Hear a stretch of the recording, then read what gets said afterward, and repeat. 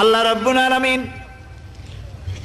কোরআনে কারীমের ভিতরে নবীজির নাম একটি বারের জন্য নাম ধরে তাকে ডাকেন নাই, বরং তিনি বলেছেন তোমরা পরস্পর পরস্পরকে যেভাবে নাম ধরে ডাকাডাকি করো আমার নবীকে সেভাবে নাম ধরে ডাকবে না। আল্লাহ নিষেধ করেছেন আমার নবীর নাম ধরে ডাকবে না। সুবহানাল্লাহি ওয়া বিহামদিহি। এই পৃথিবীতে যত নবী আসছেন সমস্ত নবীরা হলেন এলাকা ভিত্তিক নবী, অঞ্চল ভিত্তিক নবী।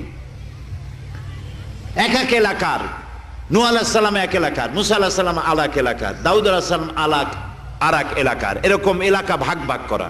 কিন্তু মুহাম্মদ সাল্লাল্লাহু আলাইহি ওয়াসাল্লামকে আল্লাহ রাব্বুল আলামিন কোন এলাকার জন্য নবী বানান নাই।